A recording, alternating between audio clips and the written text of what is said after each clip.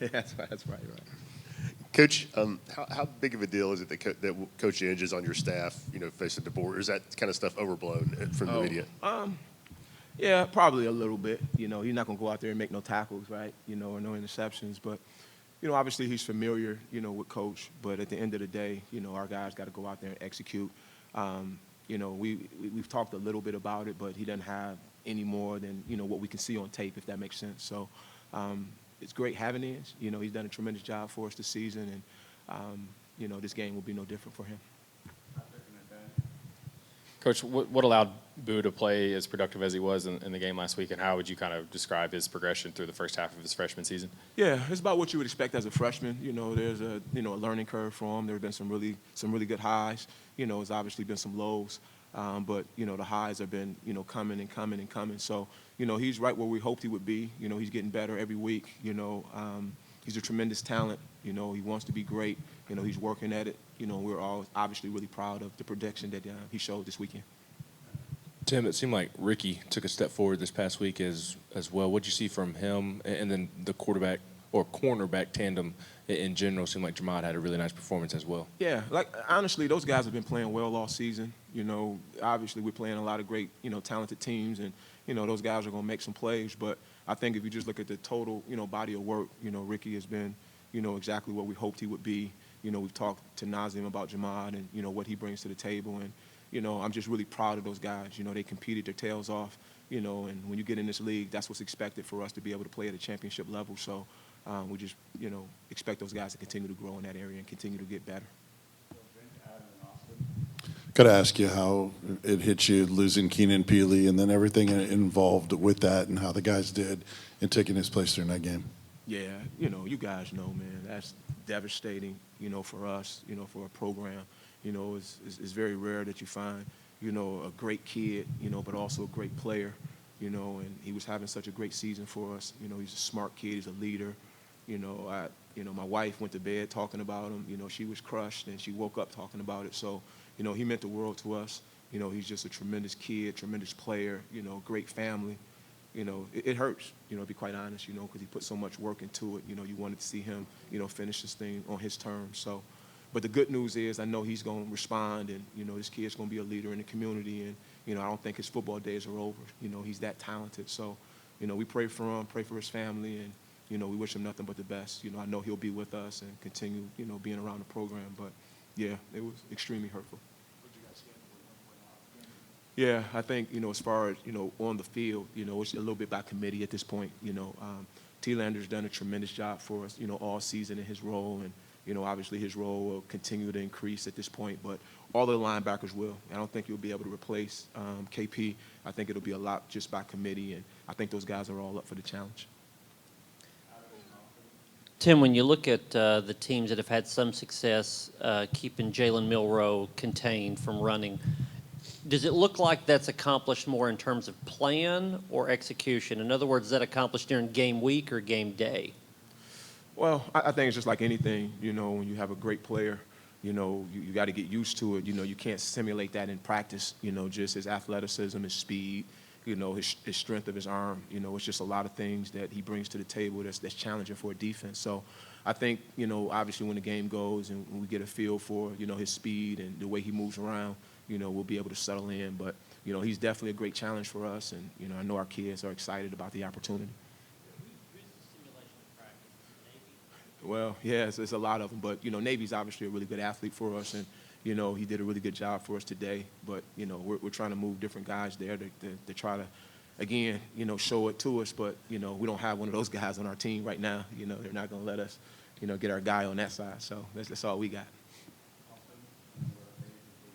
Tim, Christian Charles obviously had a pretty good game the other night. I know he's been battling a little bit of a shoulder. Just to kind of watch him persevere and push through and have some success, how good is that from a coaching standpoint, but also what's it taken for him to get to this point? Man, you just talk about a tremendous worker, a positive kid. He's been through a lot.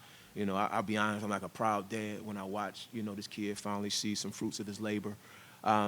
He's just a worker, and, he started some games around here. People forget that. He started against LSU a couple years ago at corner for us, and, You know, he has battled a lot of injuries, but he's never dropped his head. He's continued to fight.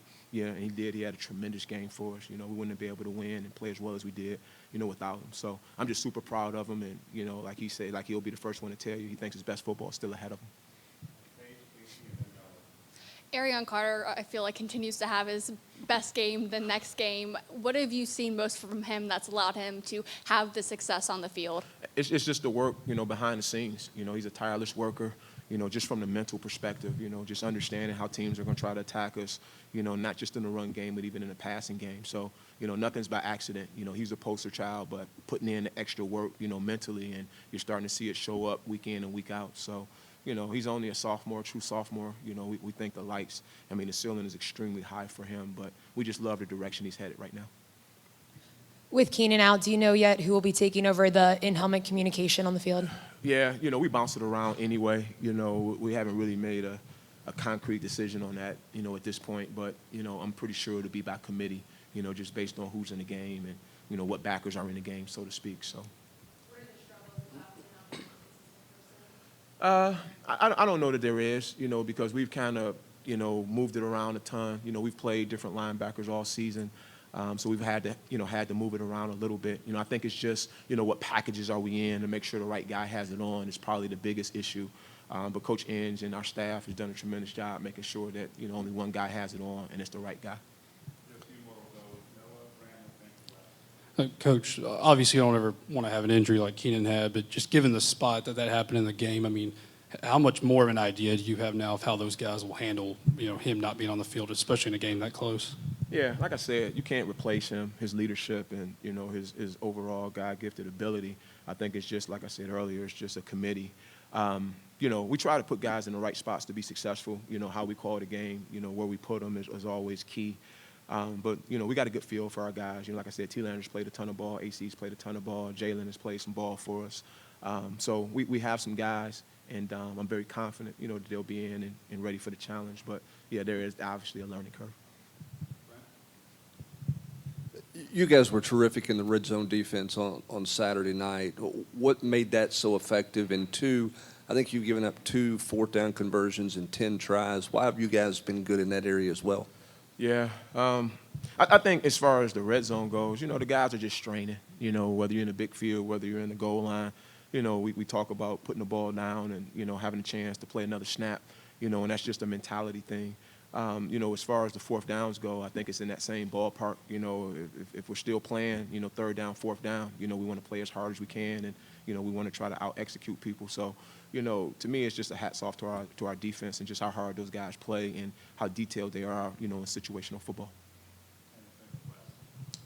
Well, Brent just sort of asked my question, so I'll try to spin off it a little bit. Is there anything that from y'all for the red zone defense when the field's compressed, all the plays that are being made, is there a way to translate that to before things get to that point, or is that just is this defense just for whatever reason much better in the red zone?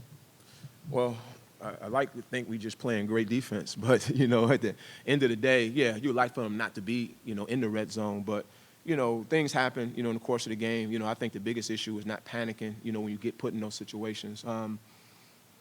Yeah, you know, it's been different years. You know, I've been at different places, and we've been outstanding in the red zone. You know, and obviously this place is no different, you know, so. All right, appreciate you guys.